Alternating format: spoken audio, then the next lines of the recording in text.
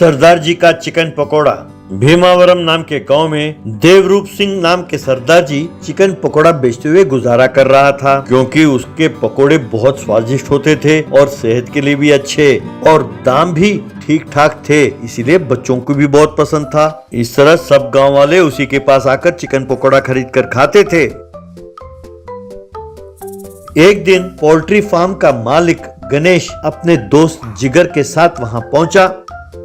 गणेश देवरूप सिंह से, क्यों भाई देवा, सुना है आजकल तुम हमसे मुर्गियां नहीं खरीदते हो, माजरा क्या है? तब देवा, अरे बाजार में मुर्गियां जो मिलती हैं उससे 20 रुपए ज्यादा दाम बताते हो, तो आपसे कौन खरीदेगा भैया, मुझे नहीं चाहिए आपकी मुर्गियां। तब गणेश, देखो भैया, तुम खामखा तूफान से पंगा ले रहे हो, मेरे खिलाफ कोई भी खड़ा हो जाए तो मैं उसको नहीं छोड़ता। तब देवा, अरे सुनो भैया, आज से मैंने तुम्हारे पास मुर्गियां खरीदना बंद कर दिया, तुम्हें जो उखाड़ना है उखाड़ो। ये सुनकर गणेश और जिगर गुस्से में अपने पोल्ट्री फार्म की ओर चले गए।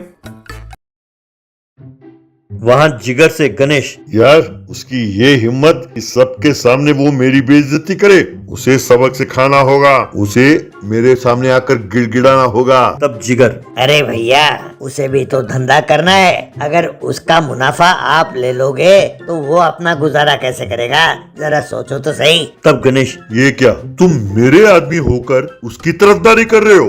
क्यों, तुम्हें ये नौकरी नहीं चाहिए? तब जिगर अपने मन में, ये एक बड़ा कमीना है, इसे नसीहत देने का कोई फायदा नहीं है, ऐसे ही गलत काम करता रहता है और बाद में बहुत बड़ा नुकसान उठाता है। यूं सोचा। अब गणेश जिगर से, अरे जिगर, मेरे दिमाग में बहुत बढ़िया आइडिया आया है। वो देवा का छोटा भाई है ना, नालायक सरदार, उसे उकसाते हैं, देवा के ठेले के सामने ही सेंटर में उसका एक चिकन पकोड़े के ठेला लगवाते हैं, उसे हम सस्ते दामों में चिकन देंगे, पर इस सरदार का दुकान जरूर बंद कराएंगे। क्यों, क्या कहते हो? तब जिगर, अरे भैया, अगर दाम कम करना है तो वही दाम कम करके देवा को चिकन दे सकते हो ना भाई, हमारा भी अच्छा धंधा होगा और टाइम टू टाइम वो पैसे भी दे देता है।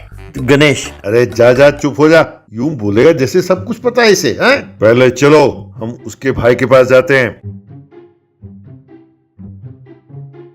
यूं गणेश सरदार के पास गया, जो अपने दोस्तों के साथ एक जगह दारू पी रहा था। वहां गणेश ने सरदार जी को अपना पकोड़ा सेंटर खोलने के प्लान के बारे में सब कुछ बताया। ये सुनकर सरदार, अरे वाह, ये तो आइडिया बहुत बढ़िया भैया, आप तो भगवान के रूप में आए हो। मैं भी बहुत दिनों से इसी ताक में बैठा था कि कब मैं अपने भाई को शिकस्त करूं, पर क्योंकि गांव वालों को उसके बनाए हुए पकोड़ों का स्वाद बहुत अच्छा लगता था, मैं समझ नहीं पाया कि क्या करूं, और मेरा सारा परिवार उसकी प्रशंसा करते हैं और मुझे निकम्मा कहते हैं। तब गणेश, अरे इतना ना सोचो भैया, ये तो सिर्फ चिकन पकोड़े हैं ना, इसमें क्या होता है, बस चिकन के पीस, मसाले, नमक, मिर्ची, गरम मसाला, अंडे, कॉर्नफ्लोर, बस। सुनो, 1 महीने के लिए हम कम दाम में चिकन पकोड़े बनाकर बेचें तो लोगों को उसकी आदत पड़ जाएगी, बस तुम्हारा भाई दुकान बंद करके चला जाएगा। ऐसा करने के लिए तुम्हें किन चीजों की जरूरत है, जरा मुझे बताओ, मैं प्रबंध कर दूंगा। कहकर चला गया। अगले दिन देवा के दुकान के सामने ही सरदार ने भी चिकन पकोड़े की दुकान खोला।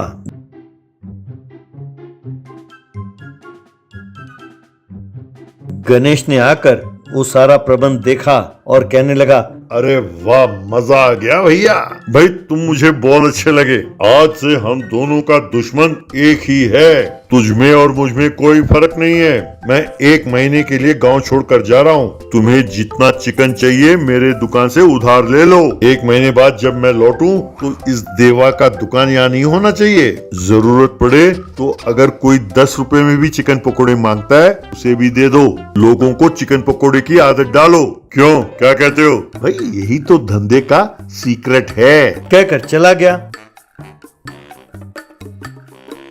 अब गणेश की बातों को सरदार ने ठीक से नहीं समझा और वो 1 प्लेट पकोड़े 10 रुपए में बेचने लगा। 10 रुपए के प्लेट खाने के लिए लोग वहां आकर उमड़ने लगे। इस तरह उसके चिकन पकोड़े आसपास के गांव में भी बहुत मशहूर हो गए। इतना ही नहीं, यूट्यूबर्स भी आने लगे और उसके 10 रुपए के चिकन पकोड़ों का प्लेट का काफी प्रचार करने लगे। यूं 1 महीना बीत गया। ये सब देखकर सरदार के भाई देवा ने कुछ दिनों के लिए अपना दुकान बंद कर दिया। अब गणेश सरदार के दुकान के पास आया।